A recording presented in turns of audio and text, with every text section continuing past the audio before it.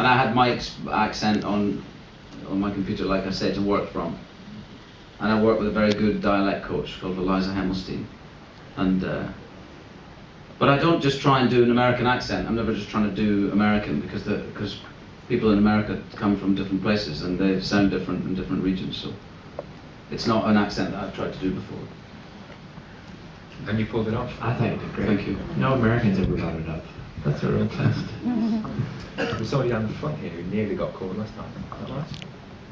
Who has the question that's going to bring us all together to a new magical level?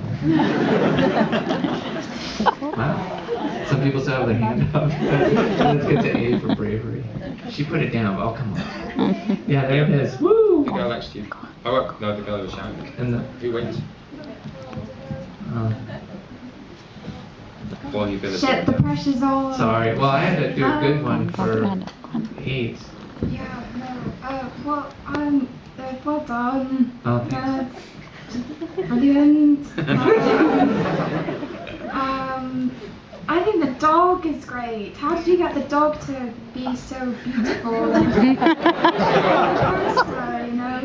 He's on the poster. He's on the poster, yeah. I mean, the name. I know. I fought for that. People are racist about dogs. It is. They wouldn't put his name on. They wouldn't let me put his name on because it would insult some other people. I was like, what? Have you seen this movie? Empowering the animal? Are you kidding? And so yeah, that was a big issue. Getting his name anywhere, I couldn't do it. I had to fight for it. It's called Cosmo. Yeah.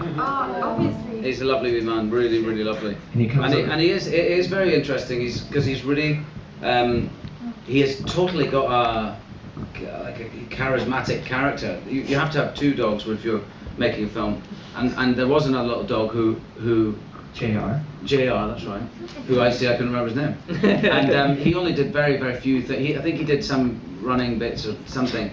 But he just didn't have any character, you know. When you were acting with him, you looked down and you think, what's wrong? There's something wrong. Cosmo wasn't there. Because Cosmo's full of character. He's properly playing with you. It's really, really spooky. I mean, first of all, he's got a fantastic trainer, Mathilde, who's a French woman and a brilliant trainer. She worked for many years on Frasier, and she's very clever, and she allows you. Most animal trainers can be quite rigid and strict about how they make their animals work, and it's a lot of treats and paying the dog with treats and stuff. And there was a certain amount of that with Mathilde, but she's much looser, and you really got a chance to become friends with the dog, which is the thing that doesn't happen with most other animal trainers. And so in between times we would just knock about together, and in the rehearsal period for that week, or both the weeks in fact, because he's in both of the films too, we would knock about together and became close. And then, like, for instance, that first sequence where I'd take him back and show him around my house, you know, that was done in we're moving through those rooms, and the camera's moving like 360 sometimes, so there was no crew in the room with me and the dog.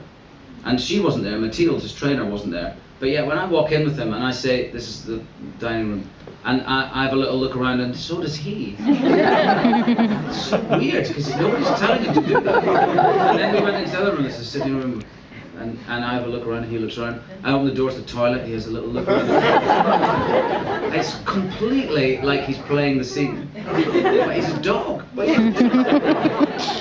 You know, very engaging soul. Like he'd walk, if he was here, he'd come up and just look at all of you, and not be at all afraid. He's very much like an actor, like a good actor. His soul is that much more transparent and sort of energetically available, and he very much cares that. But then also Ewan is incredibly good at like doing the accent, acting with Melanie and Christopher, and then also always with the dog, and very, very generous, very courteous, and very easy. So that it made it very easy for Mathilde, because it could be very weird if Ewan was more uptight, or, you know, like the dog's bugging me, you know. It was never that. It's him and the dog were, the team always treated the dog as an equal. He always gave the dog a name, you know. So, which is incredibly important. I think it made the dog feel good, made Cosmo feel good, made Mathilde feel really happy and part of the team. And like Mathilde really was like the 5th Beatle, because she's in every scene, you just don't see her, you know.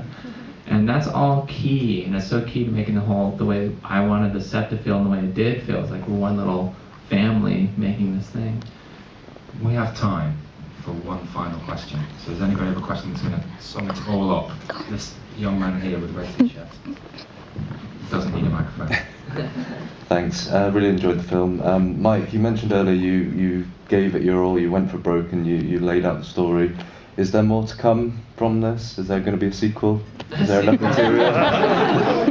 My dad dies again. Someone from HBO asked me that, and she only saw the trailer, and she said, would you think about making a show? And I was like, my dad died. Okay, well, we won't have to do that part. Well, no and yes. No and yes. I definitely learned that I really love making portraits of people. I really do love taking these little fragments and trying to make a story out of them. And I would like to sort of continue that practice somehow. And I have really loved meeting people. I've done a lot of touring, like in the United States and in Europe. And it's so great when someone says, like, oh, that really felt real, or that felt right, or I've seen that, or I've done that, or I know that. And that's such a weird, magical little piece of communication to have with strangers in a dark room. And I love that. So I would love to try to keep doing that. But I can't do this again. I can't even do a dog again, and I'm a huge dog lover and nut.